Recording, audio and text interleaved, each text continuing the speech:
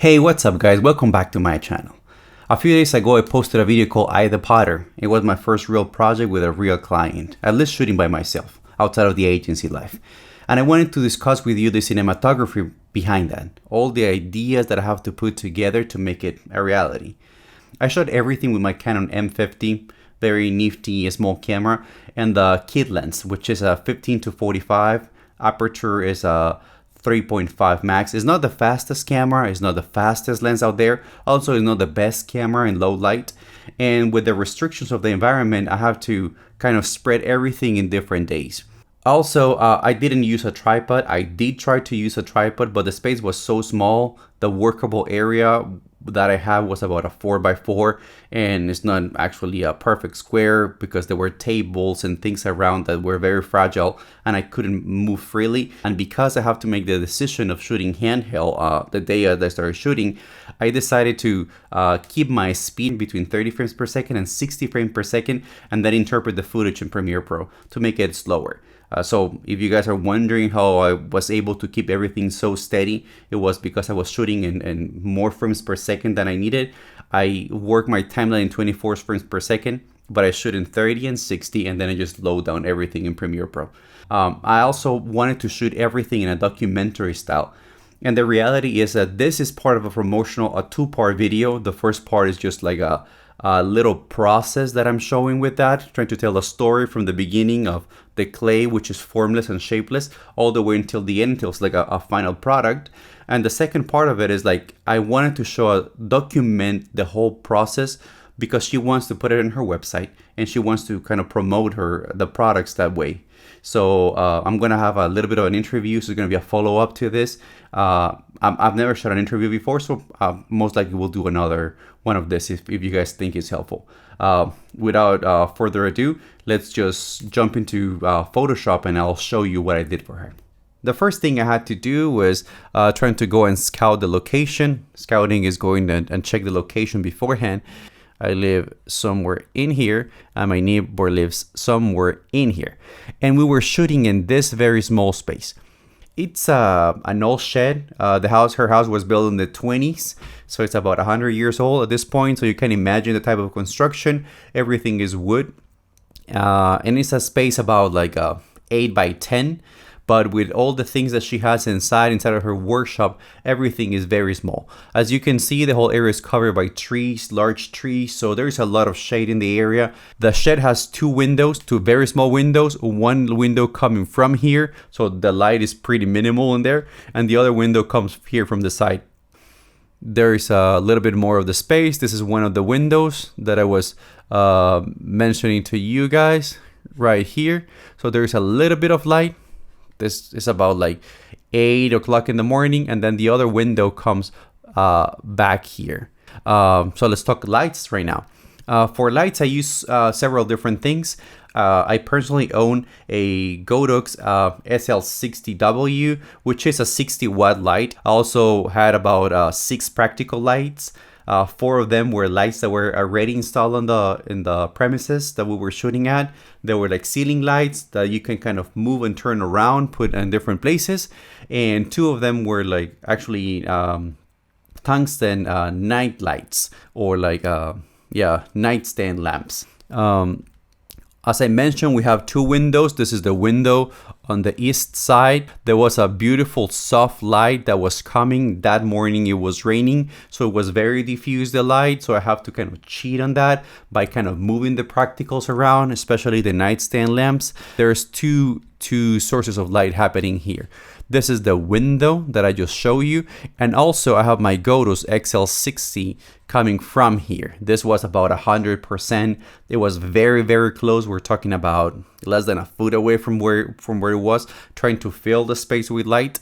And as you can see, it's creating some beautiful shadows on this area. And again, all this empty spaces, especially around here, there were a couple practical shooting in all directions. The second window, as I mentioned earlier, is the one that has all the trees.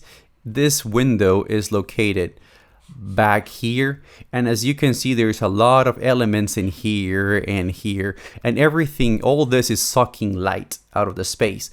So the light coming from here is very, very, very diffuse. It's very minimal. Also, as you can see here, my practicals, these are night lights or nightstand lights. They're not the main center of attention from the object. As you can see, all the shadows and all the highlights are reflected on the center, almost if you were crossing a line in the middle.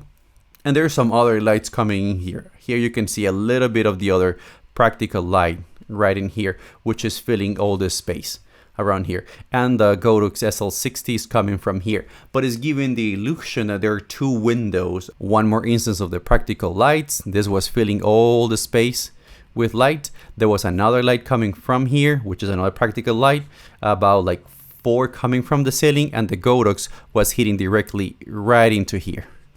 And then masking.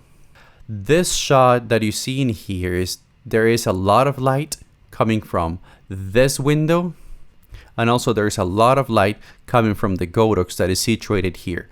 But on this side, that is actually beyond this, it was pretty dark. So what I did was I tried to mask using this element that goes across and all the vertical side of the screen, and I tried to mask it so as it moves, it gives you the impression that the light was reflecting from the window in here, and there was some light coming and trying to cover part of her, or trying to bring some light to part of her arm. There are 2 different scenes, 2 different setups for lights. I just have to cheat it a little bit on After Effects. Then as part of the story, I tried to keep everything, all the story into the close-ups. One thing that was important for me, especially in that space, which was so intimate and so small, was the idea of you being there. For close-ups, I was making sure always to keep my center of attention and my focus on what I consider an artist to have, which are their hands. They're creating everything with their hands. So I try to keep everything in focus in there. You can see here I'm about, I'll say probably like a f6.3 or so. You can see that there's a little bit of focus back here. Her arms are pretty in focus here, and there's a lot of focus right here. Also, again, a little bit of the practical lights kind of bringing some light into here. There's another example of a close-up. I believe in here it was at f9. There's a lot of things in focus, so you can see like even far behind, like her arms are still in focus at this moment, as well as these elements, and this is just out of focus because it's speeding at really high speed. And also there's a lot of focus on these elements around here, which is her wheel. A little bit of light coming from the practicals in here. There's a little bit of light coming from the practical in here, as well as from the window, and the Godox is right up here. Now let's talk about transitions. In order to give some breadth and some transitional space, I tried to go to wider angles, and you can see these are like top-down angles. Again, here I didn't have any tripod, so it was a lot of guessing, a lot of practicing and taking and doing this take over and over and over and over again. But I tried to kind of go to these wide angles to help the story, help transition with the story. And finally, something that as a writer I find very interesting to me is the idea of a narrative. And I do believe that the story is the king of what we're telling. Every story has a beginning, it has some sort of challenge, and it has a resolution of that challenge. In this case, I wanted to follow the process of creating some art with clay. So I start with the clay, shapeless, formless, and then I conclude the story by bringing it into a final product. Things I learned, I needed to buy more lights. That's definitely more so than a better camera or more sharp lens, because there are ways around that. I do need light. It is not always about having the best equipment in terms of camera, even though it really helps. I wish I had something that was more receptive to dark environments. The Canon M50 is not particularly the best camera in low light, but one thing I need to do, what I need to improve before that, is getting better lights. I just got what you see casting that kind of bluish shadow on the back. I got a couple of RGB lights. I'm gonna link it down below. And I find that they go all the way to 75 Kelvin, which is like pretty cold light, and also has like different colors to kind of add mood to the scene. I'm gonna start bringing in those two shots. They're very practical. They kind of almost like a cell phone size, and they fit in your pocket. I just hope that this helps you guys. If you're trying to shoot your next video, that some of my learnings can help you out. Some of the tricks that I use in here, some of the creative decisions that I made in telling the story. So I hope this is helpful. If you have any questions or comment, please link down below. Also, if it's your first time watching this, hey, you're welcome to my channel. My name is Brian Ryder, and feel free to like and subscribe. Have a good one, guys.